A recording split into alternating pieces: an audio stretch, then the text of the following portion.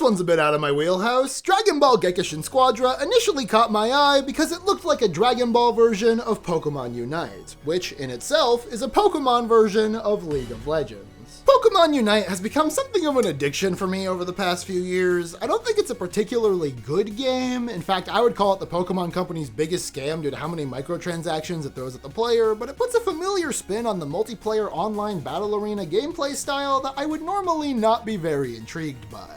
Pokemon Unite takes the more typical lane interactions and wealth of characters that you would expect from a MOBA and simplifies the hell out of them. Every character only has like 3 attacks at any given time, many side objectives are taken away to make one clear goal of farming points, and if you're an existing Pokemon fan, it's fun to see how certain Pokemon get translated into this new setting. Combine that with the game giving you a bonus of in-game currency that's generous enough to somewhat offset the absolutely dreadful monetization if you don't play it for a couple weeks, which perfectly complements my more flippant playstyle when it comes to these online games, and you have something that, yeah, I'll play it every now and then, sure. And from what I had seen of the game, Dragon Ball Gekishin Squadra seemed to be doing the exact same thing Pokemon did to League of Legends, except with Dragon Ball instead. And you know, Dragon Ball League of Legends is a simple pitch, but it's one that intrigues me nonetheless. And in a lot of ways, that initial impression turned out to be very true. Dragon Ball Gekishin Squadra is just like Pokemon Unite, for better and especially for worse. Let's start with the positives. Dragon Ball Gekishin Squadra plays very nicely in motion.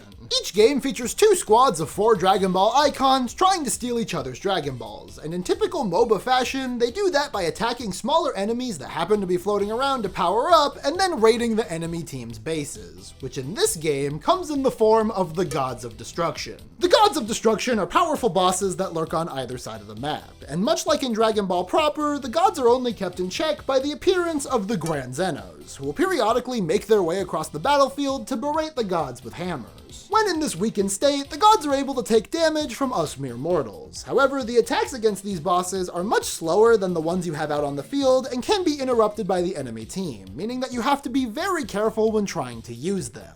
Unlike your typical MOBA, Gekishin has a smaller map with only 2 lanes, and most of the time the 2 Zenos move in unison, so if in the top lane your god is stunned, there's a pretty good chance that over in the bottom lane my god is stunned as well, meaning that there's always something for you to be doing. While one half of the team is on the offensive, the other half has to be guarding home base, and before you know it, the roles are reversed and the folks who were just on defense now have to rush the enemies, and this flip-flops however many times it needs to for all of one team's gods to be taken out and their Dragon Ball to be stolen. Alongside this, there are a handful of side objectives that you also have to be worrying about. Characters can be customized mid-game with individually leveled up attacks and these divine cards which provide different perks. There's a couple boss fights against Dragon Ball fan favorites who grant the team permanent buffs upon their defeat, and if that wasn't enough, each round also starts with a selection of modifiers to keep every match feeling different.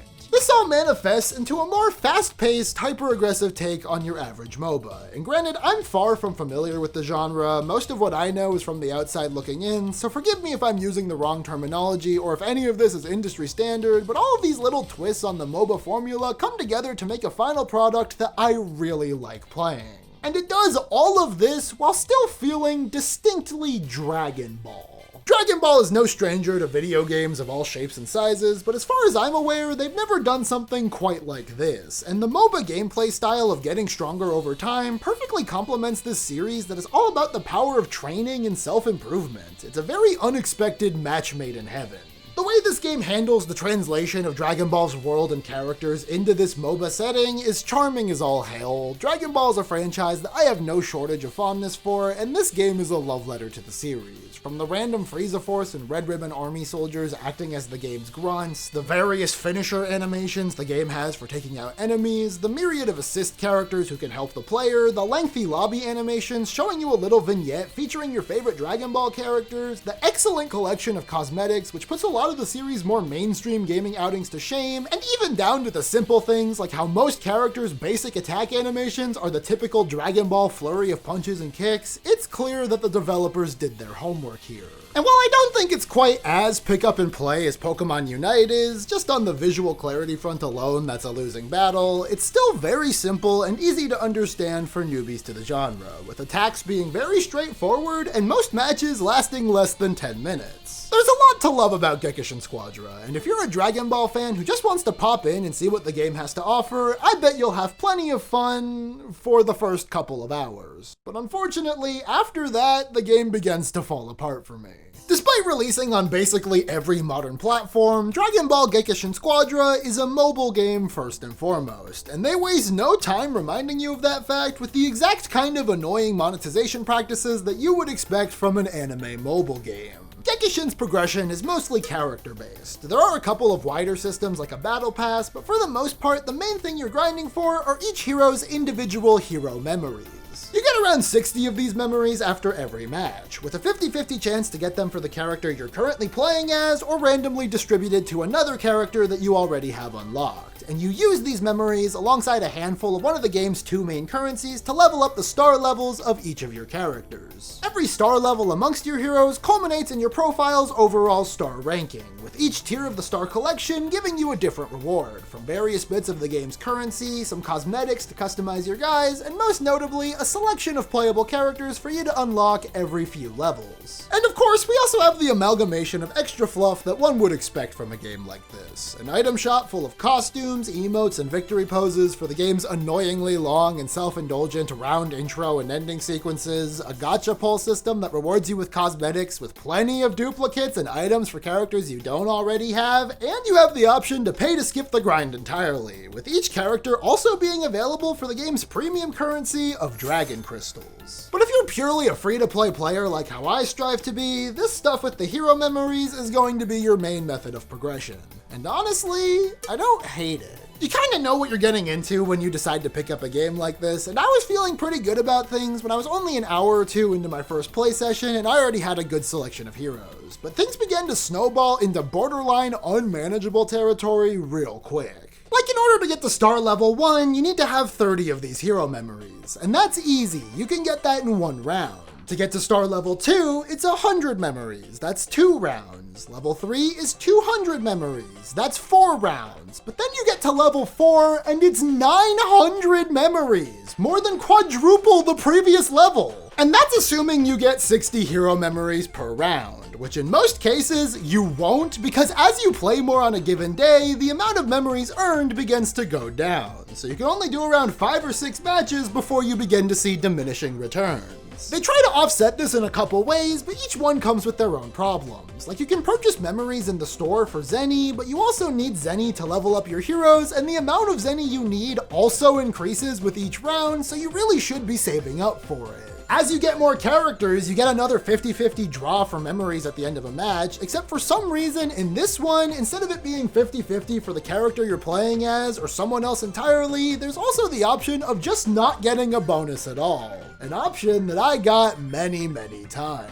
Unlocking characters one at a time is something very easily excusable in this context, as most people will generally gravitate towards their one main character anyways, but it feels like they want you to be swapping around as frequently as possible to make the most out of this progression system. But even then, the 50-50 draw makes it pointlessly inconsistent. They want you to grind it out character by character, but it's overwhelmingly likely that you won't get anything for the person you just spent the last 10 minutes playing as, so why bother? At best, this is a misstep on the developer side that results in the final product feeling kind of aimless in its grind. And at worst, this is a system pulled straight from the 7th circle of hell to maximize engagement. Things slow to a crawl so quickly, and it's not just the hero memories. You fill out the battle pass before you know it, the space between new characters and the star collection grows larger with each one added to your roster, and a couple hours deep, it begins to feel like you've seen everything the core gameplay loop has to offer. Since most people hopping into something like this will be free-to-play players, most lobbies are filled with the same characters, and as such, things get stale fast, especially when a lot of the cooler characters are locked super deep into the star collection. Both Cell, the face of what many people consider to be Dragon Ball Z's best arc, and Android 18, one of the most popular Dragon Ball characters in general, and one of the only women who actually gets to fight, are both locked until tier 31. And when you finally get to that point, you only get to choose one of them. And apparently Cell is one of the strongest characters in the game and super cool, but I wouldn't know because I'm still stuck in tier 24 like a dumbass. I 100% expected some kind of monetization fuckery going into this game. It's basically guaranteed when hopping into a free-to-play title, but this sucks any and all energy the game had out of the room in an instant. And that feels a little excessive to me.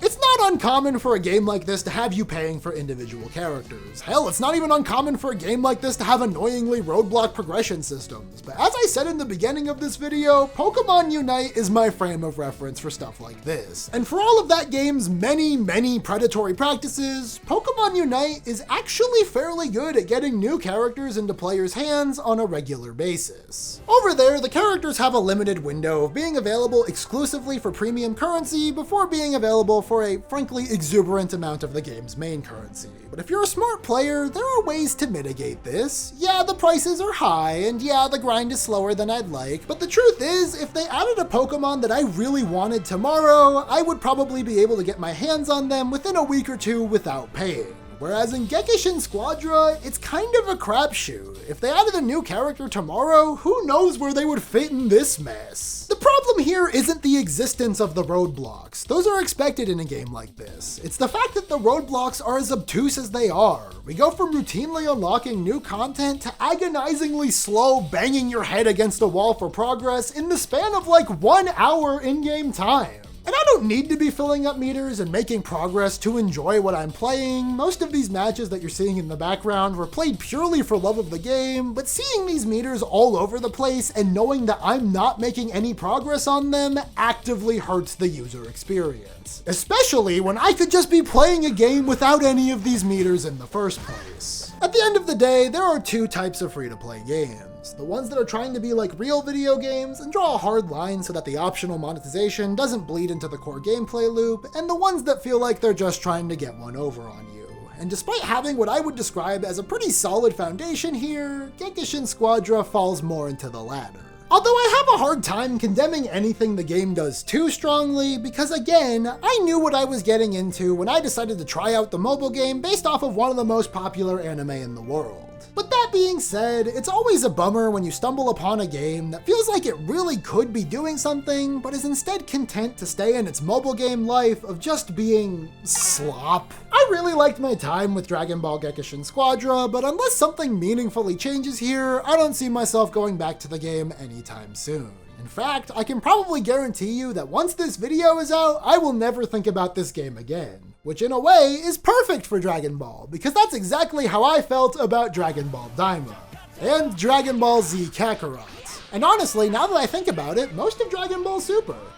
Well, at least Sparking Zero was good. See ya!